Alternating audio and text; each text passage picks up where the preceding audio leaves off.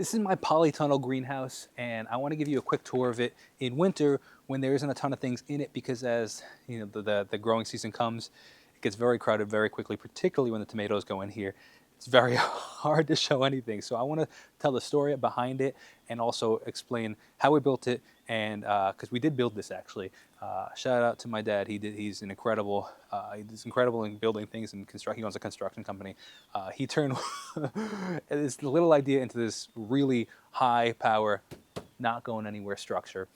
It started from the idea because I wanted to expand my growing season. I wanted to expand my growing opportunities and the benefits of growing inside of a polytunnel versus growing just in the ground.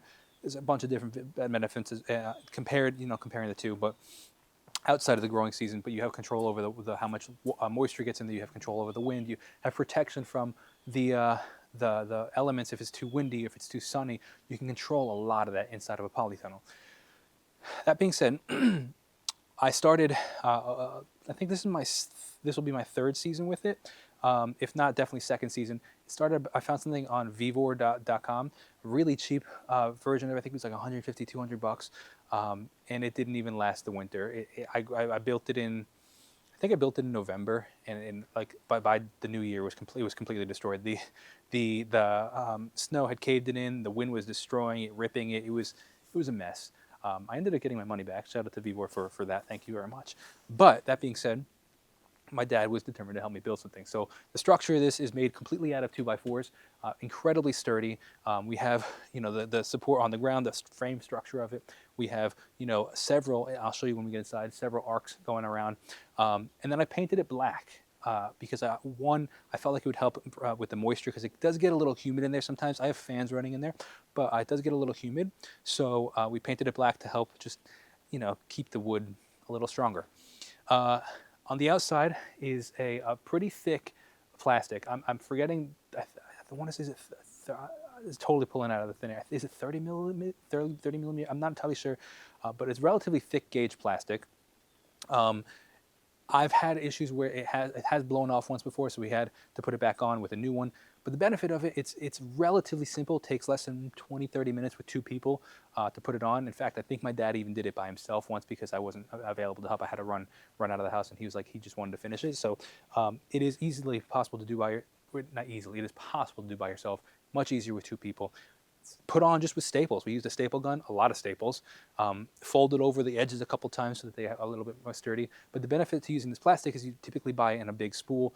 I could probably redo this greenhouse probably 3 or 4 times, if not 5, with one spool of that plastic. So let me show you inside. So this is inside the greenhouse, and what I have is I have 3 different growing rows. I have a row right here on this side, I have a row down the center, and I have a row on this side.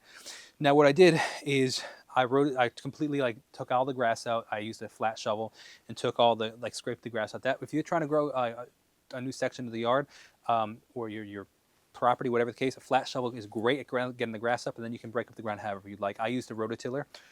There's a lot of debate about no-till tilling, but this was really hard ground, and I wanted to really just give it one super loose opportunity.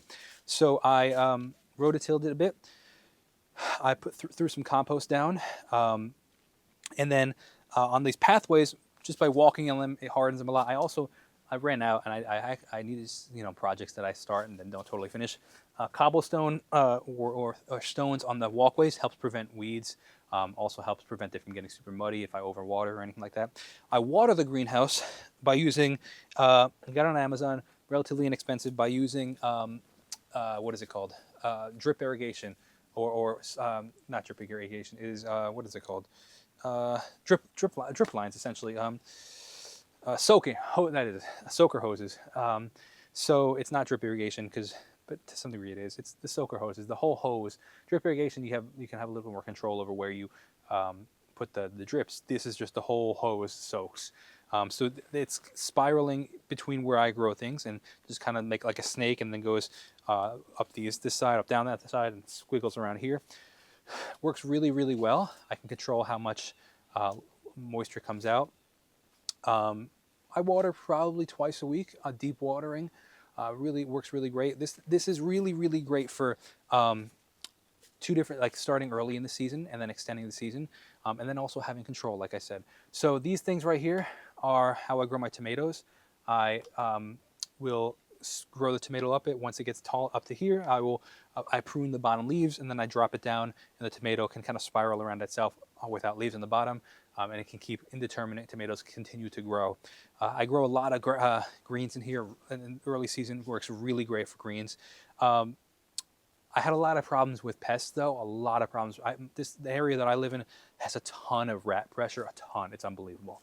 That being said, I used rat traps. I've tried everything. I've tried hot pepper. I've tried everything.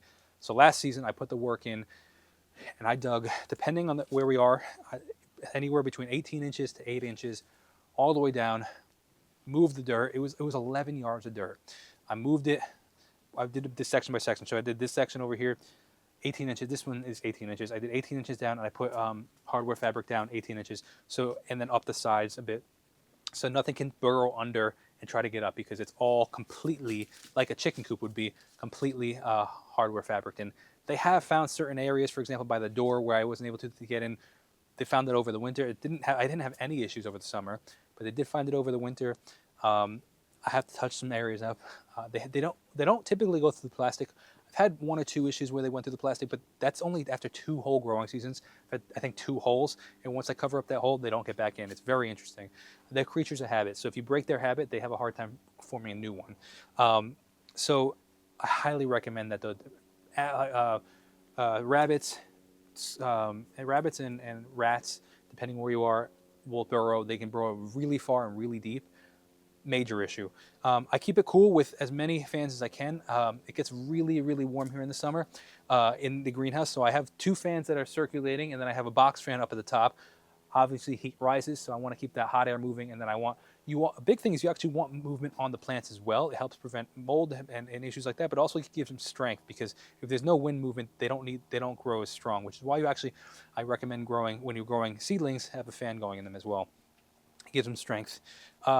When it gets too hot in the summer, I will cover it with shade cloth, and that, like a 40% shade cloth, reduces the temperature significantly, slows down the growth a bit, which does stink, but sometimes even too much sun is no good. It'll stress the plants out. So lastly, I have some lights in here. I ran some electric in here. It is north to south, which is one of the best growing situations, so if you can do that on your property, that's great. But this is my Polytunnel greenhouse. I highly recommend it. I really enjoy it. It works really, really well. In fact, here we still have it's middle of January, and we still have things growing. We have lettuce that is a little bit frostbitten, but I haven't watered it in 4 months, 3 months.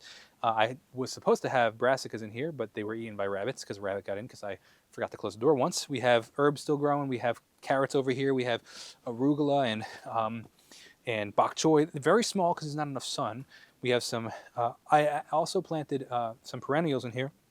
So I actually have what do they call, strawberries that are growing up and stuff. So I highly recommend. I'd love to know your perspective. If you have one and you have any tips, I'd love to know.